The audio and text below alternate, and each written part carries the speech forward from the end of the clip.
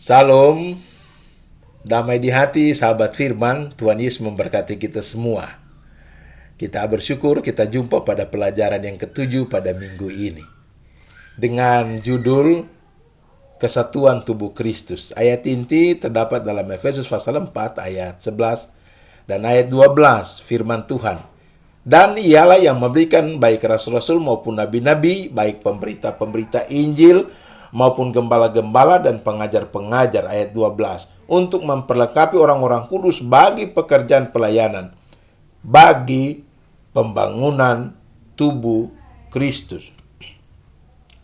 Sahabat firman yang berkati Tuhan, jika kita membaca Efesus 1 sampai Efesus pasal 3, kita dapati di sini bahwa Allah telah menceritakan kepada manusia tentang segenap kekayaan kasih karunia dan kemuliaannya melalui Yesus Kristus. Dan di pasal 4 ini, Allah menasihati manusia untuk menjalani hidup secara layak di dunia ini. Nah, sahabat firman, mari kita lihat sedikit tentang ayat inti kita ini. Ada kalimat seperti ini, dan ialah yang memberikan. Sangat luar biasa, sahabat firman. Kita dapati dalam kalimat ini bahwa berbagai jenis pelayanan yang disebutkan di dalam pasal ini, Allah mempercayakan itu kepada manusia yang berdosa. Yang pertama, rasul-rasul. Nah, rasul-rasul ini adalah jabatan khusus pada awal gereja. Para rasul tidak memiliki pengganti, sahabat firman. Mereka memperoleh tugas yang khusus dari Tuhan Yesus Kristus. Di dalam Efesus 2 ayat 20. Yang berikut, Allah mempercayakan tugas ini kepada nabi-nabi. Nah, kita dapati dalam keterangan ini bahwa seorang nabi adalah juru bicara Allah.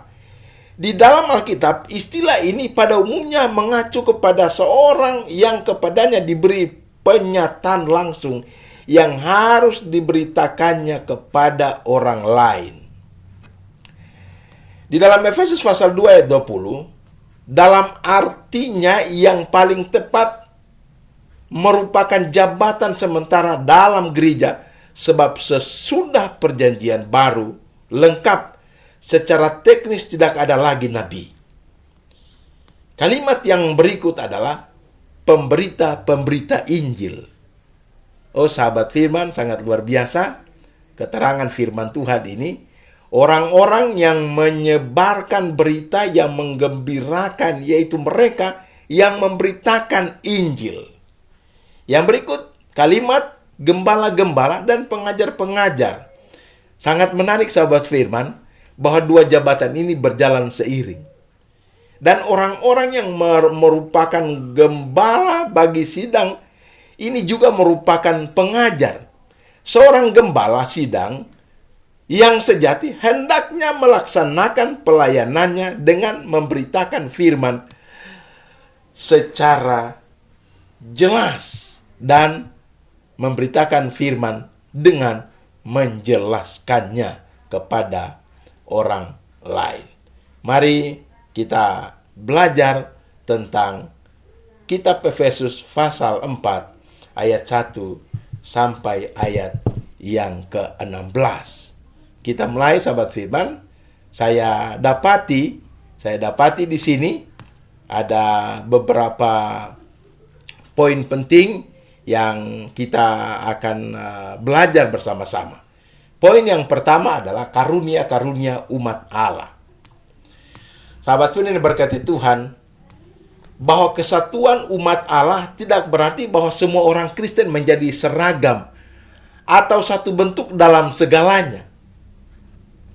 Bukan seperti ini, sahabat firman. Ya, bukan seperti ini. Keragaman memperkaya, bahkan memperindah kesatuan. Nah, perhatikan kalimat-kalimat rohani yang sangat luar biasa ini. Keragaman tanpa kesatuan akan menciptakan kekacauan.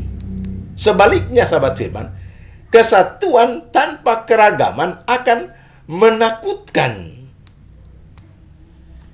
Nah, oleh sebab itu keragaman umat Allah terlihat dari berbagai bentuk karunia.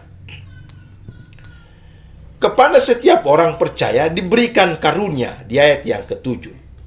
Dalam teks ini, Paulus hanya memberikan 5 karunia. Yang pertama rasul, nabi yang kedua, yang ketiga penginjil, yang keempat gembala, dan yang kelima pengajar di ayat yang ke-11. Nah, kelima bentuk karunia ini berkaitan dengan tugas pengajaran. Dari daftar karunia ini, jelas karunia rasul dan nabi tidak diperlukan lagi dalam jemaat masa kini karena Alkitab telah lengkap tertulis. Tidak boleh dalam zaman modern ini ada yang mengklaim bahwa dia sebagai rasul atau nabi sehingga perkataannya setara dengan otoritas kitab suci dan diperlukan sebagai kitab suci. Perlu kita ingat sahabat firman bahwa kanonisasi Alkitab sudah selesai. Terdiri dari 66 buku. Sekarang yang dibutuhkan adalah pengajaran agar isi Alkitab dimengerti. Dan orang yang baru percaya pada Yesus harus didewasakan imannya dengan cara belajar dari para pengajar. Nah, pengajaran adalah sarana utama pendewasaan iman. Mengapa sahabat firman iman didewasakan? Tujuannya agar semua jemaat diperlengkapi untuk tugas pelayanan. Oleh sebab itu, bila jemaat telah diperlengkapi untuk tugas pelayanan, maka pada akhirnya tubuh Kristus akan dibangun. Jadi, pemberian karunia bertujuan untuk membangunkan tubuh Kristus di ayat yang ke-12. Bukan untuk kepentingan pribadi atau kepentingan kelompok. Ya. Ini merupakan kepentingan semua jemaat. Dan semua jemaat diberikan karunia untuk membangun tubuh Kristus, yakni jemaat. Oleh sebab itu, meskipun berbeda-beda, harus disadari bahwa semua karunia berasal dari sumber yang sama. Semua karunia diberikan oleh Kristus di ayat yang ke-7. Jadi sahabat firman, tidak hanya Roh Kudus sumber karunia, Kristus juga memberi karunia kepada jemaat. Bila ada orang Kristen mengklaim mempunyai karunia tetapi karunia tersebut tidak untuk membangun jemaat, maka dapat dikatakan karunia tersebut tidak berasal dari Kristus.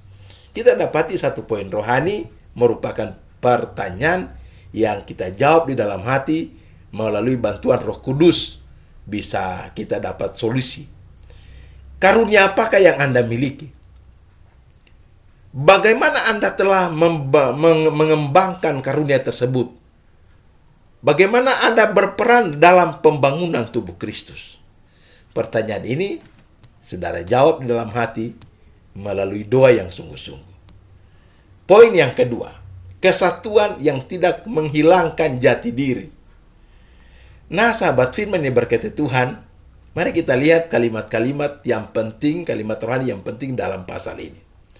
Bersatu bukan berarti menghilangkan keunikan kepribadian setiap orang dan bukan berarti meleburkan diri dalam sebuah komunitas sehingga kehilangan jati diri.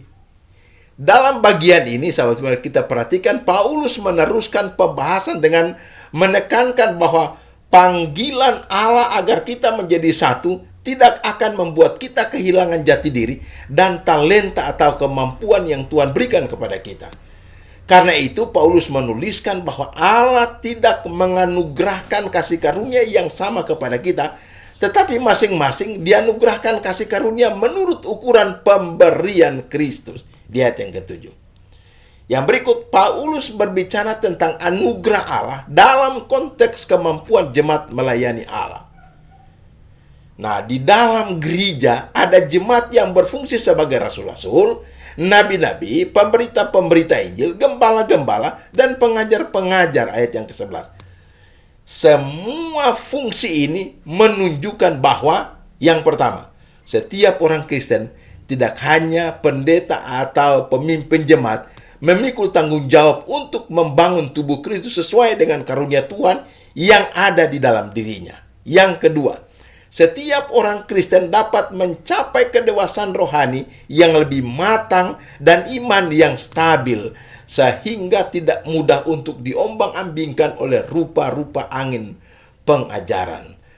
Di ayat yang ke-13 dan ayat yang ke-14. Yang ketiga, setiap orang Kristen dimampukan menjaga prinsip-prinsip kebenaran Allah dalam bertingkah laku dan bertutur kata sehingga semakin bertumbuh ke arah Kristus. Ayat yang ke-15. Penjelasan di atas sahabat firman semakin mempertegas kekayaan kita bahwa komunitas Kristen memiliki kesatuan dan persatuan yang sejati. Dan fungsi serta kemampuan yang Allah anugerahkan kepada kita dapat kita pergunakan untuk membangun tubuh Kristus dan melayani Kristus. Kita dapati poin rohani di bagian kedua ini merupakan pertanyaan yang perlu kita jawab dalam hati. Poinnya seperti ini. Sudahkah Anda terlibat dengan orang Kristen lainnya membangun tubuh Kristus dan melayani Kristus dengan kemampuan yang Allah anugerahkan untuk Anda? Kita jawab melalui kuasa doa yang sungguh-sungguh, dan Roh Kudus akan mampukan kita untuk menjawab ini dalam kehidupan kita. Poin yang ketiga, poin yang terakhir dari pasal 4 ayat 1 sampai 16. Kesatuan dan keanekaragaman. Sahabat firman yang berkati Tuhan, gereja yang terus mengalami konflik niscaya tidak akan maju dan tak akan jadi berkat. Ini poin-poin rohani yang perlu kita ikuti bersama-sama. Ini akan berdampak serius. Dan gereja itu akan mengalami kemunduran. Yang berikut sahabat firman, tentu saja gereja semacam ini tidak memuliakan Tuhan. Oleh karena itu, kesatuan dalam gereja sangat penting bagi perluasan kerajaan Allah. Rasul Paulus berharap agar jemaat Efesus hidup berpadanan dengan panggilan mereka. Di ayat yang pertama, yaitu hidup seperti Kristus, rendah hati, lemah lembut, dan sabar. Di ayat yang kedua, mereka harus penuh kasih dan saling membangun. Nah, sahabat Tuhan yang diberkati Tuhan, dalam persekutuan harus ada usaha memelihara kesatuan roh yang diikat oleh damai sejahtera. Sebagaimana orang-orang percaya merupakan satu tubuh, satu roh, satu Tuhan, satu iman, satu baptisan, serta satu Allah dan Bapa. Di ayat yang kelima dan ayat yang keenam. Paulus sahabat firman menugasi para pemimpin rohani untuk memperlengkapi umat Tuhan. Di ayat yang ke-12. Tujuannya adalah agar jemaat terdidik dalam pelayanan bagi pembangunan tubuh Kristus, mencapai kesatuan iman yang sejati, dan memiliki pengenalan yang benar akan Kristus. Sahabat Tuhan yang diberkati Tuhan, kita dapati juga bahwa jemaat bertumbuh sesuai kepenuhan Kristus. Dengan demikian, umat tidak mudah diombang-ambingkan dengan ajaran sesat, kepalsuan, dan tipu muslihat manusia yang ingin menjauhkan umat dari Tuhan. Sebaliknya, umat Tuhan dapat bertumbuh dan berdiri teguh dalam kebenaran yang didasarkan pada kasih serta semakin serupa dengan Kristus sebagai kepala jemaat. Di samping itu, sahabat firman, umat dapat saling membangun, saling mengasihi dan melayani sesuai karunia masing-masing. Kita juga, sahabat firman, adalah anggota tubuh Kristus yang beraneka ragam dengan peranan yang beragam pula. Sebab itu kita harus saling menghargai sahabat firman, saling mengasihi sahabat firman, dan saling melayani sesuai karunia masing-masing. Kristus telah mempersatukan kita sahabat firman, tetapi tidak berarti bahwa kita adalah seragam. Dalam kesatuan itu, kita tetap memiliki keragaman, agar kita dapat saling memperlengkapi di antara sesama umat Tuhan.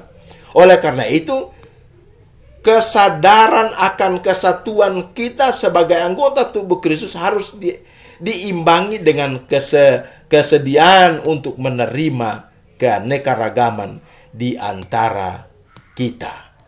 Sangat luar biasa firman Tuhan yang kita pelajari pada minggu ini, yang terdapat di dalam Efesus pasal 4 ayat 1 sampai ayat yang ke-16.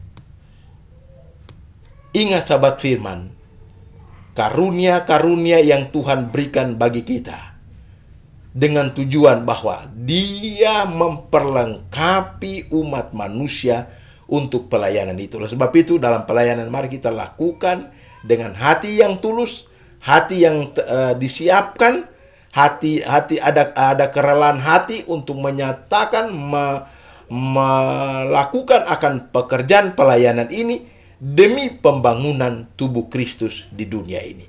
Tuhan Yesus memberkati kita. Amin.